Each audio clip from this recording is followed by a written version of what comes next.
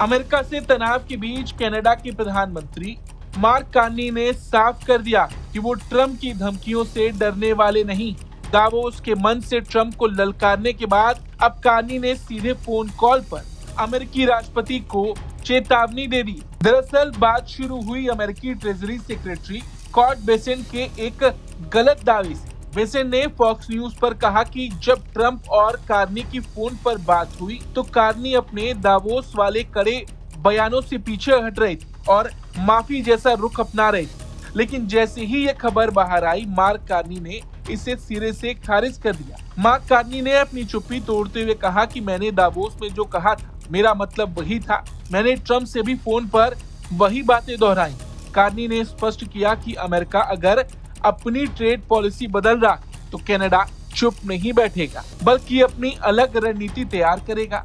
Carney का यह बयान ट्रंप प्रशासन के लिए एक सीधी चुनौती माना जा रहा है। दरअसल ट्रंप और मार्क कार्नी की फोन पर बात हुई। इस हाई प्रोफाइल कॉल में सिर्फ बहस ही नहीं हुई बल्कि कई गंभीर मुद्दों पर चर्चा भी हुई।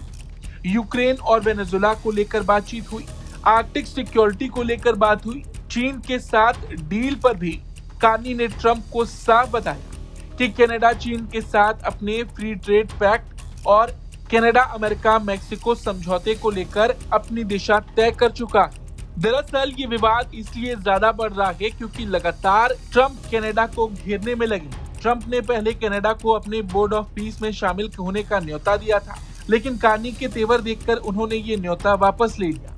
ट्रंप की नाराजगी की वजह से कार्नी का वो दावोस वाला भाषण है जिसमें उन्होंने अमेरिका का नाम लिए बिना उसे सुपर पावर की दादागिरी बंद करने की सलाह दी थी। कार्नी ने वर्ल्ड इकोनॉमिक फोरम में कहा था कि अब सुपर पावर्स ट्रेड को एक हथियार की तरह इस्तेमाल कर रही हैं। उन्होंने टैरिफ को दबाव डालने का औजार और सप्लाई चेन को मजबूती का फायदा उठाने वाला सिस्टम बताया। कार्नी ने दुनिया की मिडिल पावर्स से अपील की थी कि वो एकजुट होकर इन बड़ी ताकतों के प्रेशर का मुकाबला करें। कनाडाई प्रधानमंत्री के इसी बयान के बाद से ही अमेरिका बुरी तरह भड़क गया था। हालांकि इसके बाद अमेरिकी राष्ट्रपति डोनाल्ड ट्रंप और मार्क कार्नी की फोन पर बात हुई, जिसका हवाला देते हुए अमेरिकी ट्रेजरी सेक्रेटरी स्कॉट बेसेंट ने ये दावा किया कि कार्नी अपने दावोस वाले कड़े बयानों से पीछे हट रही थी और ट्रंप से फोन पर बातचीत के दौरान माफी जैसा रुख अपना रहे थे। लेकिन जैसे ही ये खबर सामने आई, मार्क कार्नी ने इसे सिरे से खारिज कर दिया। कुल मिलाकर कनाडा के पीएम का ये रुख दिखाता है कि वो ट्रंप की टैरिफ वॉर के सामने घुटने टेकने के मूड में बिल्कुल नहीं है। अब सवाल ये है कि क्या ये तनाव दोनों देशों के व्यापारिक रिश्तों को हमेशा के लिए बदल देगा?